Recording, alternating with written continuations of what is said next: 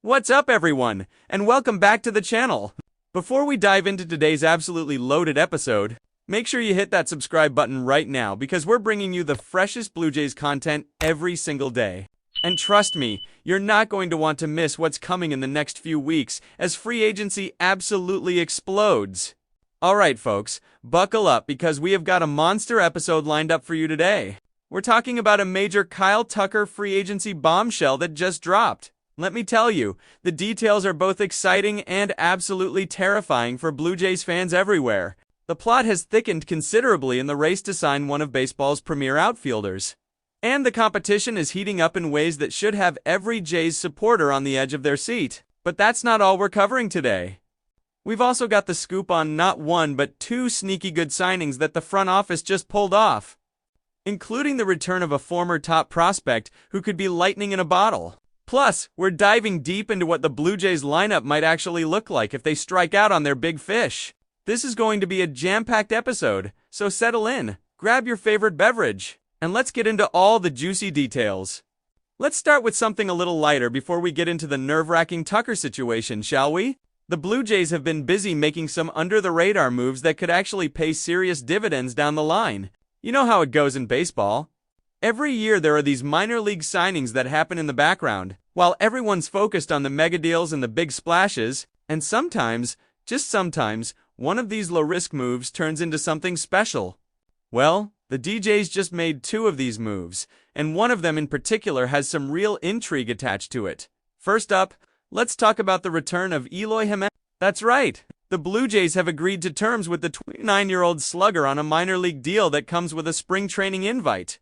Now, if that name sounds familiar, it's because the DJs actually signed Jimenez late last season, though he never actually appeared in a game for Toronto. But here's where it gets interesting, and here's why this signing might actually be more than just organizational depth. Jimenez has apparently been working his tail off in the offseason. Reports indicate that he's shed 20 pounds since the end of last season, and he's been staying sharp by playing in the Dominican Winter League. That kind of dedication and body transformation is exactly what you want to see from a player who's trying to revive his career and prove he's still got something left in the tank. Let's take a trip down memory lane for a second and remember just who Eloy Jimenez is and what he's accomplished when he's been healthy and right. This guy was a legitimate star in the making not too long ago. He finished as a finalist in the Rookie of the Year voting during his debut season. He won a Silver Slugger Award in the COVID-shortened 2020 season.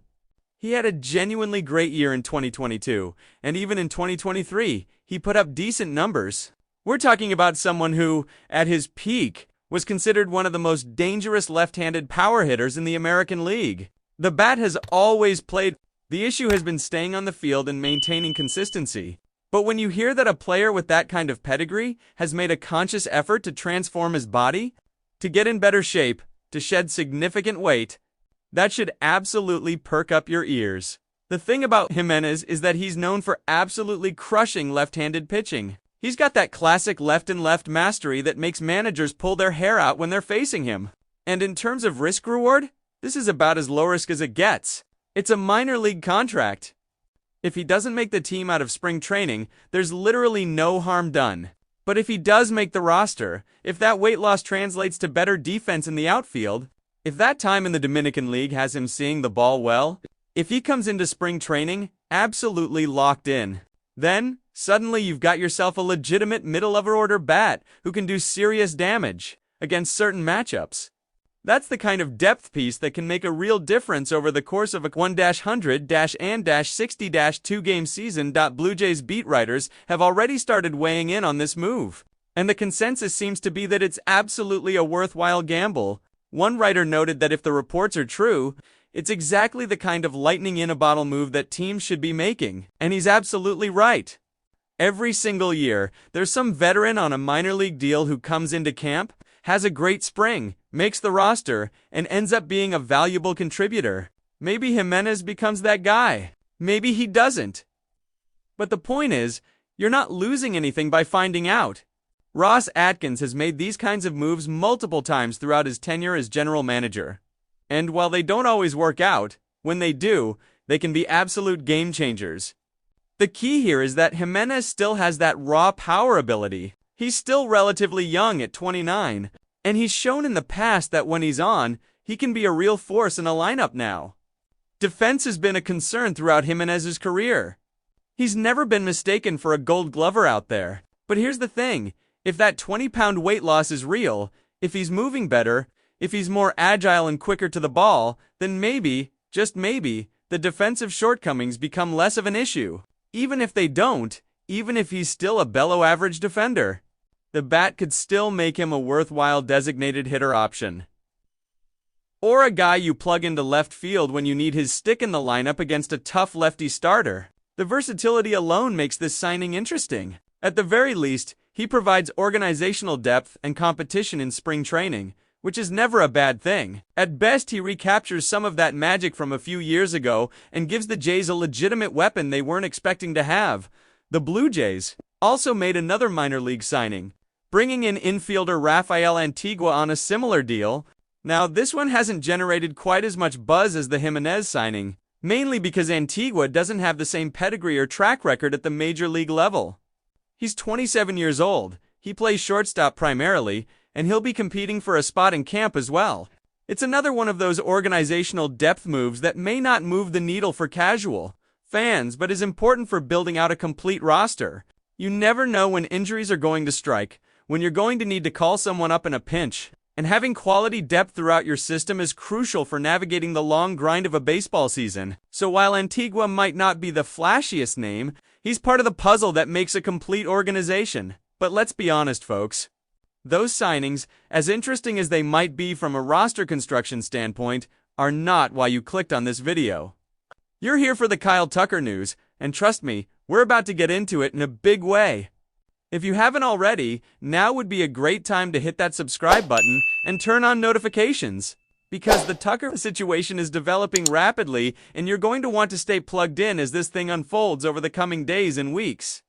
Alright, here we go. Late last night, right around midnight Eastern Time, two major reports dropped that sent shockwaves through Blue Jays Twitter and had fans from Toronto to Vancouver refreshing their feeds in a panic. First, veteran insider Jim Bowden came out with a report confirming through a league source that the three main teams involved in the Kyle Tucker negotiations are the Toronto Blue Jays, the Los Angeles Dodgers, and the New York Mets. All three teams have reportedly met with Tucker, either in person or over Zoom, as part of the recruiting process for the star outfielder. Bowden went on to note that it will be interesting to see if any of these three teams increase their offers soon to separate themselves from the pack. Then, shortly after, Pat Ragazzo, another well-connected insider, came out with additional details specifically about the Mets' involvement. According to Ragazzo's sources, the Mets have indeed met with Kyle Tucker. The meeting reportedly went well, and the organization is cautiously optimistic about their chances in what has become a three-team race with the Dodgers and Blue Jays. Now, if you're a Blue Jays fan reading this news, you're probably experiencing a very specific cocktail of emotions right now. There's excitement because your team is still very much in the mix for an absolute superstar. But there's also this creeping sense of dread, this gnawing worry that we've seen this movie before. And it doesn't always end with the Blue Jays getting their guy. Let's talk about why this news is both encouraging and terrifying at the same time. On the positive side, the Blue Jays were the first team to meet with Tucker in person. That happened about a month ago down at the Florida complex in Dunedin, and by all accounts, that meeting went extremely well. The Jays rolled out the red carpet, made their pitch, talked about the vision for the team, showed him what life in Toronto would be like, and presumably put a very competitive offer on the table. Being first to meet with a free agent can be a significant advantage because you get to set the tone for the entire process. You get to plant seeds in the player's mind about what his future could look like with your organization before he's hearing pitches from everyone else. The fact that the Blue Jays made that meeting a priority, that they got it done early in the free agency period, shows just how serious they are about landing Tucker. But here's where the anxiety starts to creep in. We now know definitively that Tucker has entertained interest from the Dodgers and the Mets as well. The Dodgers, presumably, met with him in person as well, though the exact details of their meeting haven't been made public yet. The Mets met with him over Zoom last week, and according to these reports, that meeting went well enough that they feel good about their chances of actually landing him. So what we're looking at here is a legitimate three-team race, with each organization bringing something different to the table. The Blue Jays can offer Tucker a chance to be the face of a franchise in a baseball-hungry market. A supporting cast that includes Vladimir Guerrero Jr. and Bo Bichette. And presumably a massive contract that would make him one of the highest-paid outfielders in the game. The Dodgers can offer him a chance to play for a perennial World Series contender in one of the game's most glamorous markets. The opportunity to be part of a super team alongside Shohei Ohtani, Mookie Betts, and Freddie Freeman. And all the endorsement opportunities that come with playing in Los Angeles. The Mets can offer him Steve Cohen's seemingly unlimited wallet, a chance to bring a championship back to Queens, and the opportunity to be a superstar in the biggest media market in the world. Each of these pitches has merit. Each of these teams can offer Tucker something compelling, and that's what makes this situation so nerve-wracking for Blue Jays fans. Because at the end of the day, Tucker is going to make his decision based on a combination of factors, including money, fit, market, team competitiveness, and personal preference. The Blue Jays might check some of those boxes better than the Dodgers or Mets, but they might not check all of them. And in a three-team race like this, especially when one of those teams is the Dodgers and another is owned by Steve Cohen, anything can happen. Let's talk about the timeline for a second. Because that's another source of anxiety for Blue Jays fans. It's been about a month since Tucker met with Toronto. That's a month of silence, a month of speculation, a month of other teams getting their meetings and making their pitches. And as time drags on, as more days pass without a decision, the worry starts to build. Recent reports from insiders like Mitch Bannon have indicated that the Blue Jays have been really aggressive in their pursuit of Tucker, that they're pulling out all the stops to try to land him. That's encouraging. But at the same time, Ben Nicholson, one of the most plugged-in Blue Jays reporters, threw some cold water on the optimism last week when he noted that the Mets are a sneaky team to watch and that Steve Cohen's willingness to spend could make them a very dangerous competitor in this race. And that brings us to the absolutely terrifying scenario that's starting to loom in the minds of Blue Jays fans. What if Bo Bichette ends up signing with the Boston Red Sox after they strike out on Alex Bregman? What if Kyle Tucker decides to sign with the Mets or Dodgers instead of Toronto? Suddenly, the Blue Jays would have lost two of their most recognizable stars in the same offseason without landing the big fish they'd been chasing. Now, to be fair, the Blue Jays have had a productive offseason even without Tucker. They've signed a bunch of guys who should improve the roster. But there's a difference between having a good offseason and having a franchise-altering offseason. Landing Kyle Tucker would be the latter. Missing out on him after coming so close would be devastating. Let's put this in historical context for a moment, because Blue Jays fans have been down this road before. They finished second in the Shohei Ohtani sweepstakes when he chose the Dodgers. They were in the top 5 for Juan Soto before he signed that historic deal with the Mets. They finished second in the Roki Sasaki sweepstakes when he chose the Dodgers as well. There's a pattern here, and it's not a particularly encouraging one. The Blue Jays keep getting close. They keep being in the mix for the biggest names in baseball. They keep making strong offers and impressive pitches, but at the end of the day, they keep coming up just short. At some point, being the bridesmaid stops being endearing and starts being frustrating. At some point, the front office needs to close the deal on one of these megastars, and that's what makes the Tucker sweepstakes so important. Ross Atkins is entering the final year of his contract as general manager. If there was ever a time to make a splash, to prove that the Blue Jays can compete for the biggest free agents in the game, to show that Toronto is a destination that superstars want to come to, this is it. The front office has been talking for years about building a championship-caliber roster, about creating a sustainable winner that can compete year after year. They've made some good moves along the way. The signings of George Springer and Kevin Gausman were significant. But landing Kyle Tucker would be on another level entirely. It would signal that the Blue Jays are serious about winning now, that they're willing to do whatever it takes to put a championship team on the field, and that they can convince elite players to choose Toronto over other big market destinations. On the flip side, missing out on Tucker after all this buildup, after all the reports of aggressive pursuit and in-person meetings, would be a massive blow to the organization's credibility. It would raise serious questions about whether the Blue Jays can actually compete with teams like the Dodgers and Mets when it comes to landing elite free agents. It would potentially accelerate the timeline on some difficult decisions regarding Vladimir Guerrero Jr. and Bo Bichette. both of whom are approaching free agency themselves in the not-too-distant future. And it would leave the Blue Jays with a roster that, while improved, might not be good enough to compete with the powerhouses at the top of the American League. Speaking of that roster, let's take a moment to discuss what the Blue Jays lineup might actually look like if they don't land Tucker or another significant bat. A question was posed on social media asking fans how they would feel about a lineup that features George Springer, Addison Barger, Vladimir Guerrero Jr., Alejandro Kirk, Anthony Santander, Shota Imanaga, Bo Bichette, if he stays, Ernie Clement, and potentially Eloy Jimenez. No Tucker, no additional superstar bat, just the moves they've already made. The poll results were interesting. The highest percentage of respondents said the lineup would be good enough, which is probably a fair assessment. The second highest response was a little underwhelming, which is also understandable. A smaller percentage said it's great, and another portion said just not good enough. So there's a real range of opinions here. Which makes sense because evaluating a hypothetical lineup is always subjective and depends on your expectations and your level of optimism about individual players. Let's break it down piece by piece. George Springer is coming off a really solid season, but he's not getting any younger. And there are legitimate questions about whether he can maintain that level of production. Anthony Santander is a nice addition who should provide some power from the right side.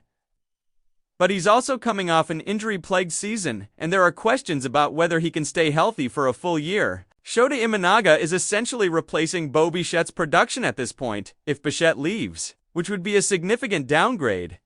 You're hoping that Addison Barger takes a step forward and becomes the player the organization believes he can be. You're hoping that Vladimir Guerrero Jr. continues to be an elite hitter. You're hoping that Alejandro Kirk bounces back to his 2022 form. There are a lot of variables here, a lot of ifs, a lot of hoping and projecting. Is that lineup good enough to compete? Maybe in the right scenario. With some breakout performances and some guys staying healthy, sure it could be competitive. But is it good enough to win the American League East? Is it good enough to make a deep playoff run? Is it good enough to compete with a Houston Astros team that just went to the World Series? Or a New York Yankees team that's loaded with talent? Or a Tampa Bay Rays team that always seems to find a way to win? That's where the doubt starts to creep in. That's where you start to realize that being good enough might not actually be good enough in today's hyper-competitive baseball landscape. And that's precisely why landing Kyle Tucker is so important. Tucker transforms that lineup from good enough into legitimately great. He's a five-tool player who can hit for average, hit for power, steal bases, play excellent defense, and do it all while being one of the most consistent performers in the game. Plug him into the middle of that order alongside Guerrero, and suddenly you have a 1-2 punch that can rival any in baseball. You have length in your lineup. You have protection for your best hitters. You have the kind of offensive firepower that can carry you through the playoffs. Without Tucker, the lineup is fine. With Tucker, the lineup becomes a potential juggernaut. Before we go any further, make sure you're subscribed to the channel because we're going to be covering every single development in this Tucker saga as it happens. And you don't want to miss a single update. Now, let's talk about the competition, because understanding who the Blue Jays are up against is crucial to understanding just how challenging this pursuit is going to be. First, there's the Los Angeles Dodgers. Is anyone surprised that the Dodgers are involved in yet another major free agent sweepstakes? This is what they do. Year after year, the Dodgers are in the mix for every big name available. They've built an organizational infrastructure that's the envy of baseball. They have ownership that's willing to spend. They have a front office that's as sharp as any in the game. They have a track record of winning that speaks for itself. And now, with Shohei Ohtani in the fold, they're even more attractive to free agents who want to play for a winner. The pitch the Dodgers can make too. Kyle Tucker is incredibly compelling. Come play with one of the greatest players in baseball history in Ohtani. Come hit in a lineup that features Mookie Betts and Freddie Freeman. Come play for a team that's won the World Series recently and is always in contention. Come to Los Angeles where the weather is beautiful, the market is enormous, and the endorsement opportunities are endless. Oh, and by the way, we'll pay you handsomely to do it. That's a tough pitch to beat. The Dodgers have everything going for them. Market size, team success, star teammates, organizational excellence, and deep pockets. They're the gold standard in baseball right now, and that makes them incredibly dangerous in any free agent pursuit. Then there's the New York Mets. And this might actually be the team that Blue Jays fans should be most worried about. Why? One name, Steve Cohen. Cohen is one of the richest owners in all of professional sports. And he's shown time and time again that he's willing to spend whatever it takes to build a winner. The Mets just signed Juan Soto to the largest contract in baseball history. They've been aggressive in the trade market. They've rebuilt their front office with some of the sharpest minds in baseball. And now they're coming hard after Kyle Tucker. The Mets can make a pitch that goes something like this. We just signed Juan Soto, one of the best hitters in baseball. Come join him in the middle of our order and let's terrorize National League pitching for the next decade. We play in New York City, the biggest market in the world. We have unlimited resources. We're committed to winning now. And we'll pay you whatever you want. That's a scary proposition if you're a competing team. The Mets have basically unlimited financial flexibility thanks to Cohen's willingness to blow past the luxury tax thresholds.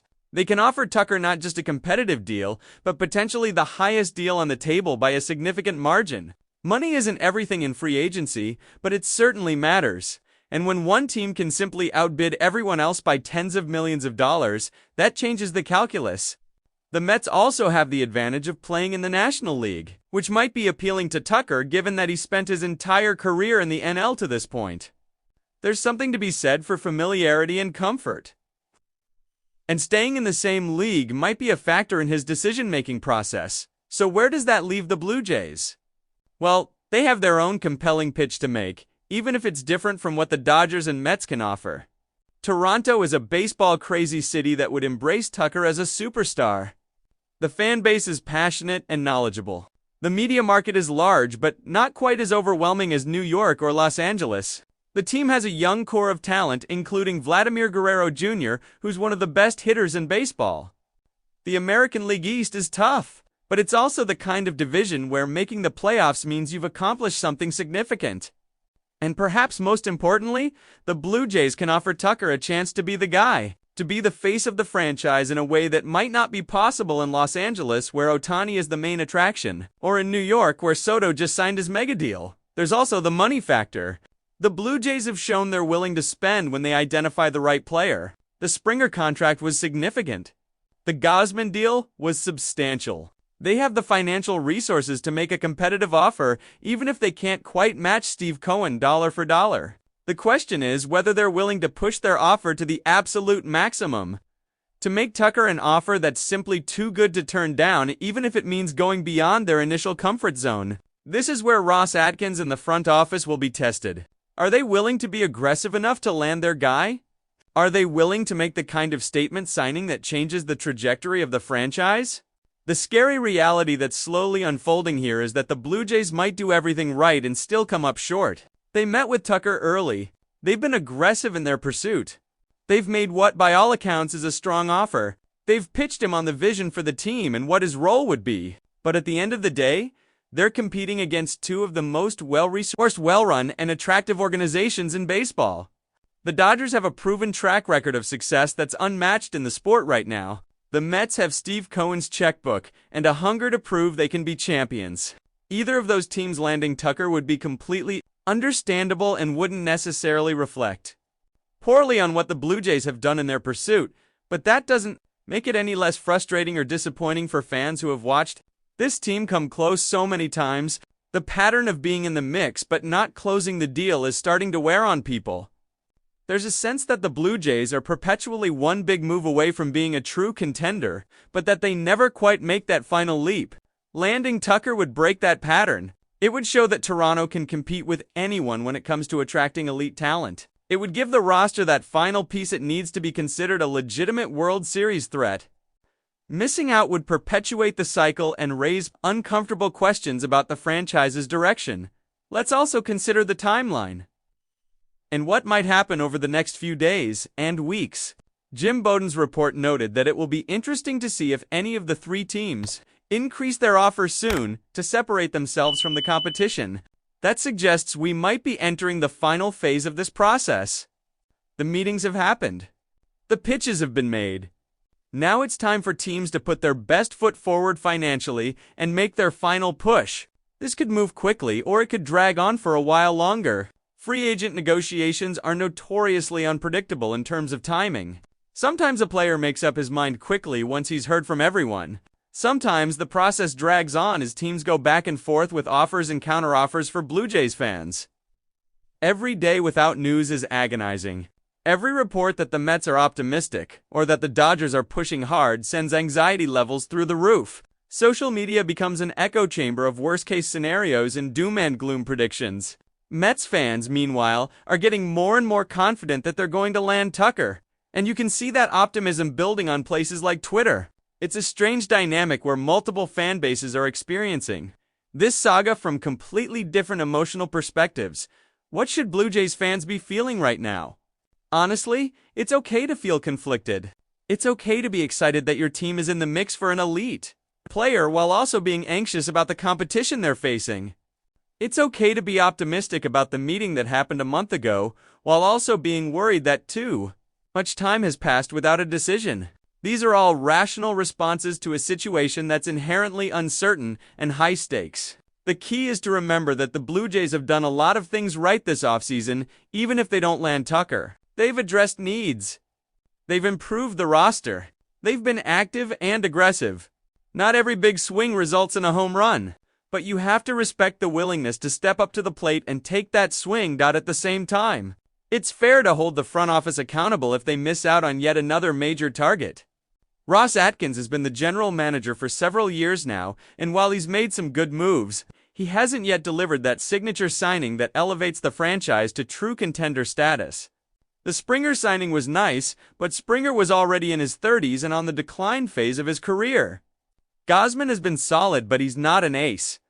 The team has lacked that true superstar addition that makes you believe they can compete with the best teams in baseball. Tucker would be that player. Missing out on him would be a significant blow, not just in terms of roster construction, but in terms of organizational credibility. Let's game out the scenarios. Best case scenario, Tucker signs with the Blue Jays in the next week or two, cementing them as one of the most improved teams in baseball and instantly making them a threat in the American League. The lineup becomes absolutely loaded. The fan base is energized. Ticket sales spike. The whole vibe around the franchise changes. That's the dream scenario, and it's absolutely still possible. The Blue Jays are very much in this race. Middle scenario, Tucker signs with the Dodgers or Mets, but the Blue Jays pivot quickly and land another impact bat to fill out the lineup. Maybe they get creative in the trade market. Maybe there's another free agent they target. Maybe they go big on pitching instead. The roster is still improved even without Tucker, and they enter the season as a fringe playoff team with upside if things break right. This would be disappointing but not devastating. Worst case scenario, Tucker signs elsewhere. The Blue Jays don't make any additional major moves. Bo Bichette leaves in free agency next year or gets traded, and the whole competitive window starts to feel like it's closing without the team ever really maximizing it. This is the nightmare scenario that keeps fans up at night.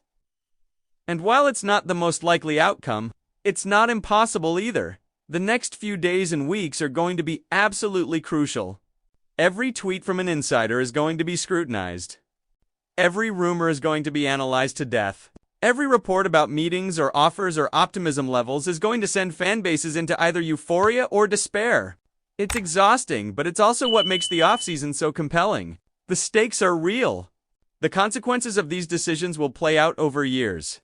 And for the Blue Jays, this might be the most important free agent pursuit in recent franchise history. One thing that's worth noting is that even if the Blue Jays don't land Tucker, the roster they've assembled is still pretty solid. Anthony Santander is a legitimate middle-of-the-order bat when healthy. Shota Imanaga should provide some nice production. The core of Guerrero, Bichette if he stays, and Kirk is still intact. George Springer can still contribute. There's young talent like Addison Barger who could break out. The pitching staff has some nice pieces. This isn't a team that's going to be terrible if they miss out on Tucker.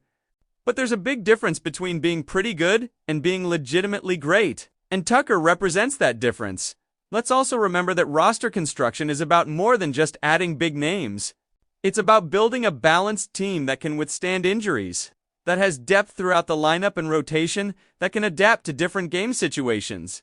The Blue Jays have been trying to build that kind of roster, and they've made strides in that direction.